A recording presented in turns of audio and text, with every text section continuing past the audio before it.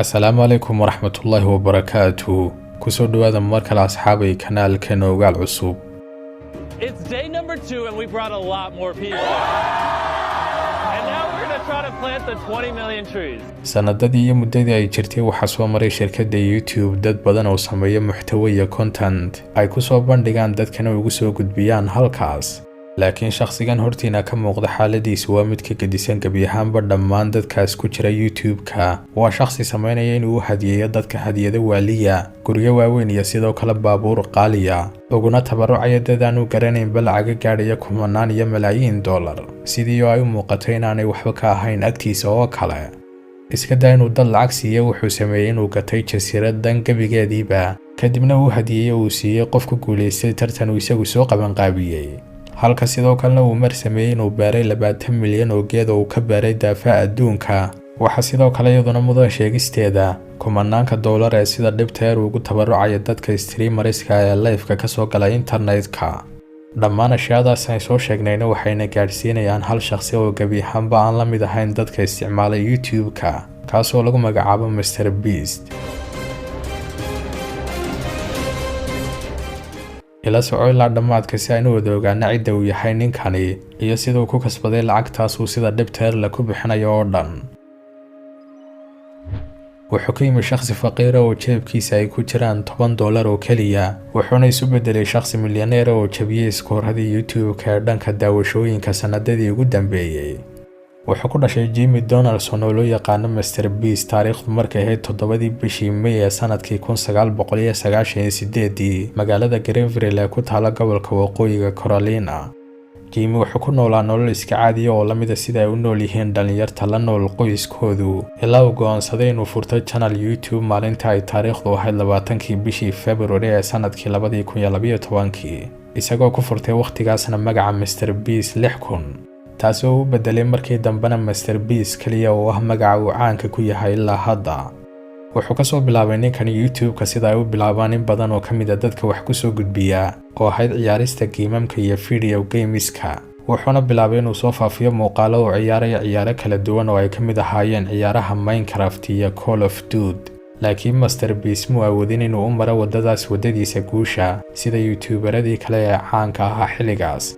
wuxuuna dareemay in majaalkan geemiska iyo ciyaaruhu ay xaggiisa ka yihiin qaar aan guulaysanayn. wuxuuna go'aansaday inuu bedelo xaalkaas ilaa uu ka gaadhay arrinku inuu sameeyo habka dhex caana YouTube-ka ilaa hadda oo ah inaad dadka weydiisatay inay subscribe kuu saaraan adna aad u saarayso.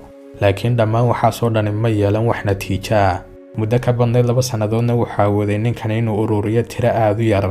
markaan leeyahay tiro aad u yarna waxaan u jeedaa tiro aan dhaafin 300 oo subscribers oo ku soo biiray channelkiisa. laakiin Mrbeast ismuu dhiibin kamanuu tegin YouTube-kii, wuxuuna ku jiray xaalkaas aan soo sheegnay intii u dhaxaysay sanadkii 2014 ilaa 2016, isagoo xilligaasna go'aansaday inuu ku soo daray YouTube-kiisa silsilad muuqaala oo cusub oo kaga hadlaya bilowgii hore ay soo mareen YouTuberadii caanka ahaa xilligaas. waxayna ahayd silsilad fudud oo aan uga baahnayn shaqo badan, kaliyana waxay uga baahnayd inuu meel soo fadhiisto uu ka sheekeeyo sheekooyinka dadkaas. manuu malaynay Mrbeast in silsilada muuqaalada ee cusub inay boosiin doonto YouTube-kiisa, kana keeni doonto subscriberskiisii tiro aan dhaafin 300 oo subscribe, una bedeli doonto 30,000 oo subscribers muddo aad u kooban.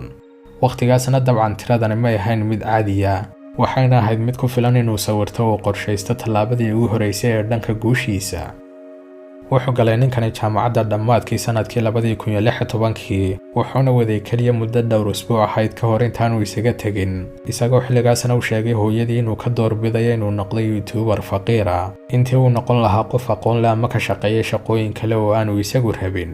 markana wuxuu go'aansaday Mrbeast inuu ka tago gurigoodii yaraa ee ku yaalay North Carolina una dhaqaajiyo wadada guushiisa iyo rumaynta riyooyinkiisa uu ka lahaa YouTube-ka. wuxuuna go'aansaday waqtigaas inuu darso oo baadho sida uu shaqeeyo algorithm-ka YouTube si uu ogaado wadada saxda ah ee haddii uu maro qofku ay faafayaan muuqaaladiisu helayaana daawashooyin iyo dad badan oo ku soo xidhma. sanadkii 2017 wuxuu soo faafiyey Mrbeast muuqaal uu iska soo duubay oo waqtiga uu soconayaana uu yahay 44 saacadood, isagoo muuqaalkaas dhexdiisana wuxuu sameynayaa uu yahay inuu tiradaas oo uu ka soo bilaabayo 1 ilaa uu ka gaadhayo 100,000. dabcan tallaabadanna waxay ahayd tallaabadii ka dhigtay muuqaaladiisu ay gaadhaan dad aad u tiro badan wuxuuna gaadhay muuqaalkiisaasi xilligaas daawasho gaadhaysay 20 milyan oo daawasho markana waxay ahayd markii uu ka yimi ninkani nin aan wax maal iyo lacag haysan kana tegay gurigoodii iyo waxbarashadiisiiba isuna bedelay shakhsi ka caana caalamka YouTube-ka riyooyinkiisiina awooday inuu u bedelo qaar xaqiiqa ah. How do you like it? Dude, I feel flexed. You won a challenge. What are you gonna buy with all this money? I don't know. Want a PlayStation? I would love a PlayStation. Why would you ever leave a $500 tip? wuxuuna sii waday inuu raaco habkii algoritmka uu ogaaday isagoo sii waday samaynta muuqaalo u eeg muuqaalkii uu tirinayay ilaa 100,000 wuxuuna ku guuleystay dhammaadkii sanadkii 2017 inuu dhammeeyo uu gaadho 1 milyan oo subscribers dhanka YouTube-ka intaa kadibna wuxuu kasii durkiyay halkaas muuqaaladiisii ilaa uu gaadhay inuu ugu tabaruco lacag tiro badan dad badan oo ah dadka faqiiriinta iyo dadka bilaahoyga ee darbi jiifka isagoo ka duubaya muuqaalo uu ku soo bandhigayo YouTube-kiisa mid ka mid ah muuqaaladiisa ninkan lagu magacaabayo Mrbeast wuxuu sameeyay inuu iibsado macdar dhan oo ay baabuuri ka buuxdo gudihiisa isagoo kadibna ku sii iibiya oo ku sii gaday dhammaan baabuurtii qaaliga ahaa lacag yar oo aan badnayn laakiin waxa soo dhan waxay u noqonayaan wax iska caadi ah marka la eego waxa soo socda ee uu sameeyay ninkani. I bought this entire island. I have 10 challenges and we have 10 people. And the last one of you to leave this island keeps it. wuxuu gatay Mrbeast jasiiradan oo aanay gudaheeda cidna deganayn isagoo gudaheedana ku sameeyay challenge iyo tartan ugu qabtay kooxdada kii ku guuleystay challenge-gaasna wuxuu qaadanayaa uu ku guuleysanayaa jasiirada oo dhan.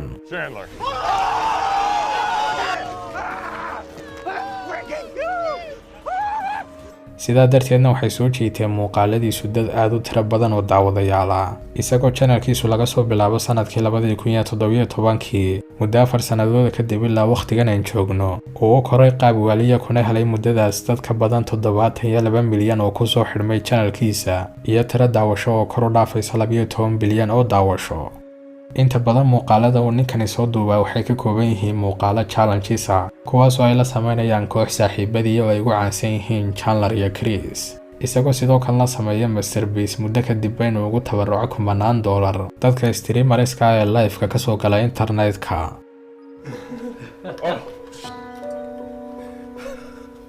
Dang, this dude can cry pretty well. Oh my god, dude.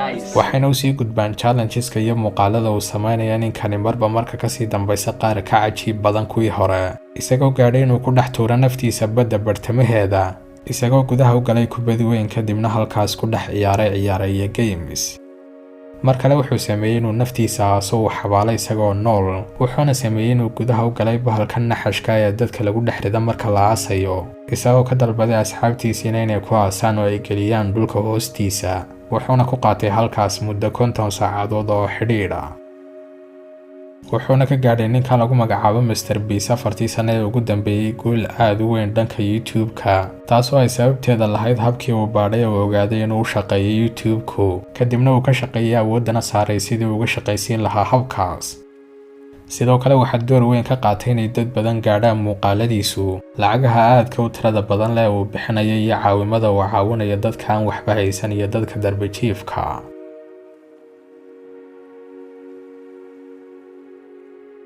intaasi inuu ku eegyahay daawadayaal muuqaalkeena maanta hayloobin hadduu ku qanciyay muuqaalku inaad like saarto subscribe-na saar haddii aad ku cusub tahay channelkeena Ogaal cusub waad mahadsan tahay.